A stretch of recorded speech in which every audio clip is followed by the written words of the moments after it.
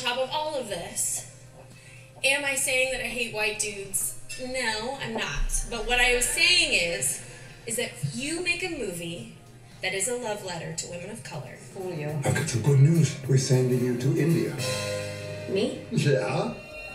There is an insanely low chance a woman of color will have the chance to see your movie and review your movie.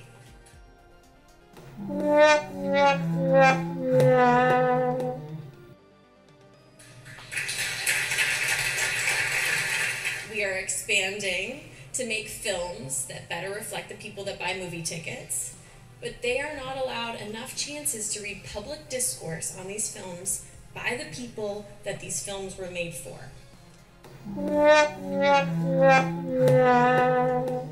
I do not need a 40-year-old white dude to tell me what didn't work for him about A Wrinkle in Time. It wasn't made for him. This is how we making hello.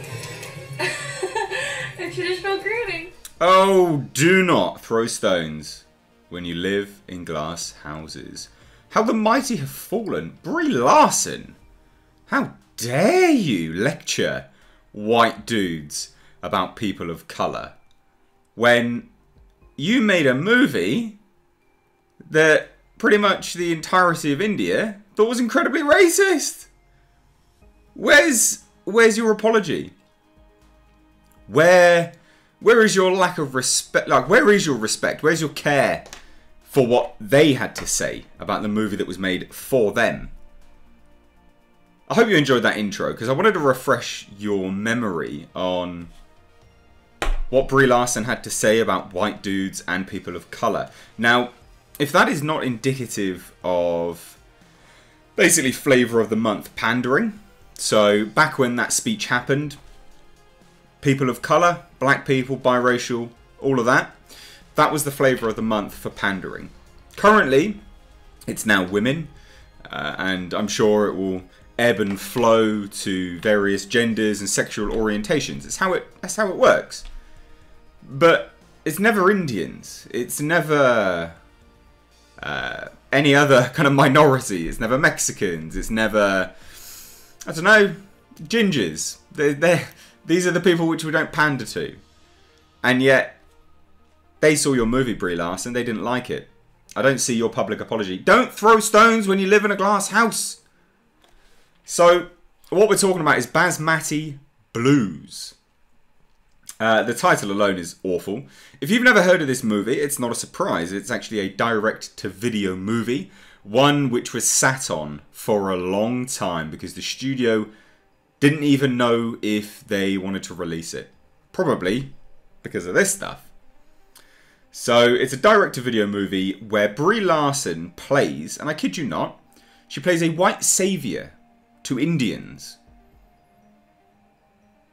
Just remember again, ladies and gentlemen, just remember, this is the woman that lectured a whole bunch of white movie reviewers on A Wrinkle in Time. Now again, I just want to refresh your memory of that because that's important.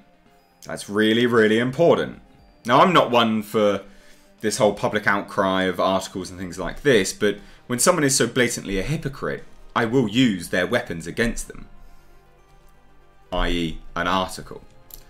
So let's take a look, shall we? Let's take a look. This is for the Hindustan Times. Okay. And it's an Indian publication. They even have the weather in New Delhi at the top, which is 33 degrees centigrade. Or Celsius. I don't bloody know which. I'm not very good at my temperatures. Now, Basmati Blues movie review. This is just the highlights. Everyone involved, including Brie Larson, should be ashamed of this offensive, racist, and tone-deaf disaster. I cannot wait for the apology that we're never going to get. But remember, it's okay to hate on white guys. Remember that? It's okay. Remember, ladies and gentlemen, that's fine. You can lecture white guys all you want, according to Queen Soft Cheese Larson.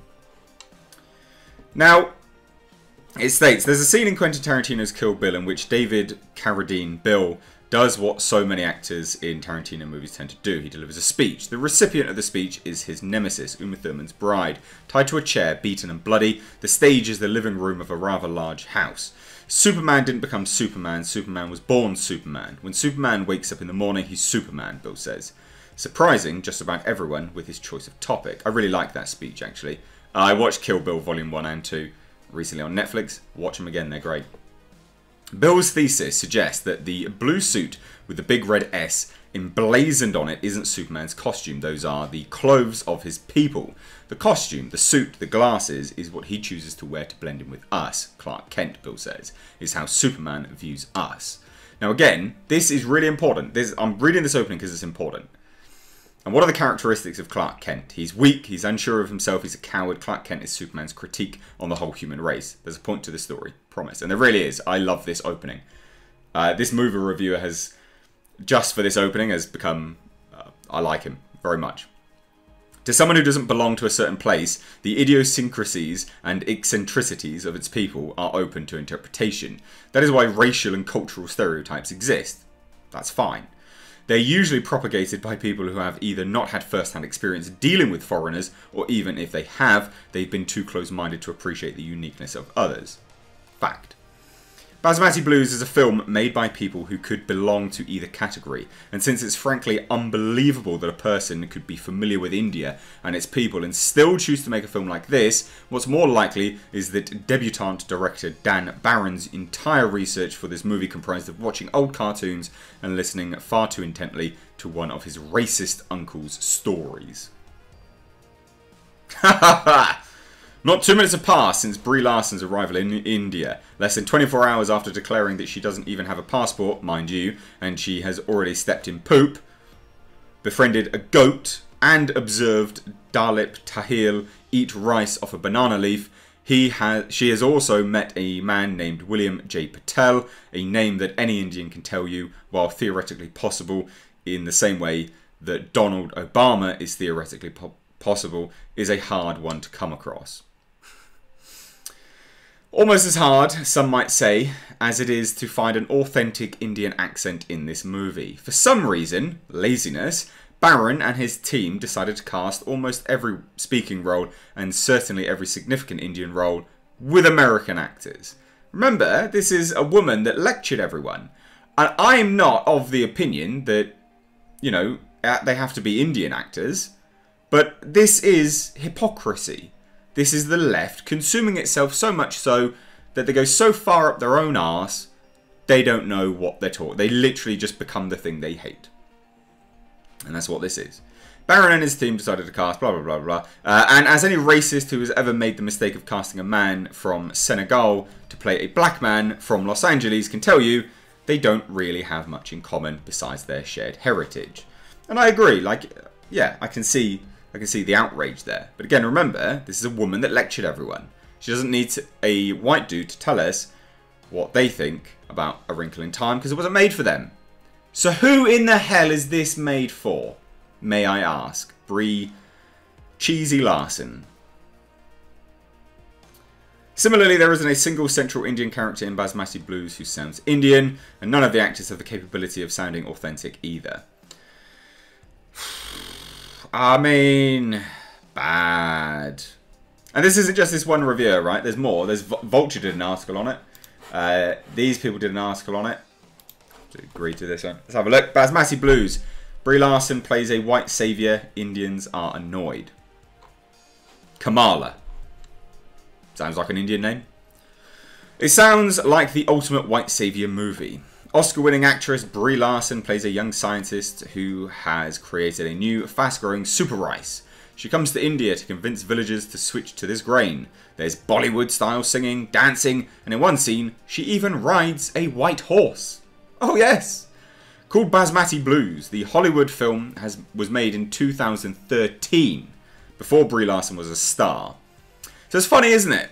When you become a star, Brie Larson, that's when you start lecturing people. But as you're on your way up to fame, anything's fair game, is it? Anything. Even racially insensitive movies. Don't start writing in the comments that I'm a racist. This is who this film was made for. So I'm just parroting their opinions. Don't start calling me a bloody racist now.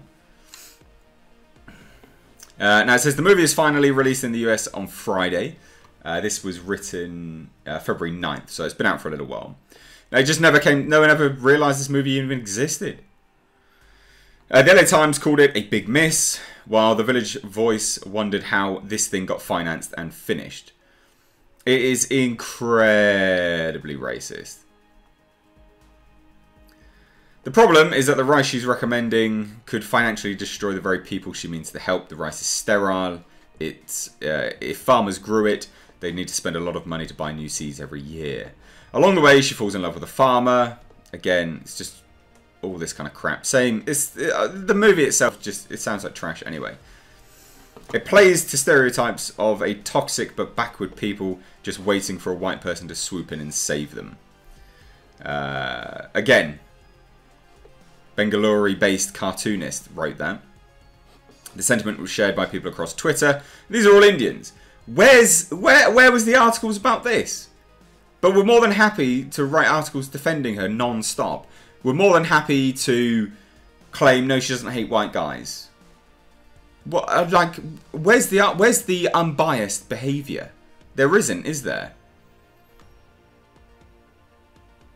Unbelievable. Following the backlash, director Dan Barron and his wife Monique Caulfield, who produced the film, issued an apology and withdrew the trailer. In a statement to the blog, the trailer's still out there. We deeply regret any offence caused by the Basmati Blues trailer. We've heard a number of voices that have understandably reacted to a trailer that is not representative of the film as a whole.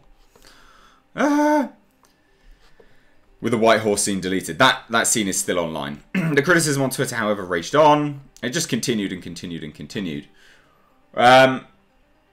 Now it says the film's white saviour message isn't the only issue that rankles. The script seems to have gone overboard with the lazy cliches, the lame jokes, and the stereotyping.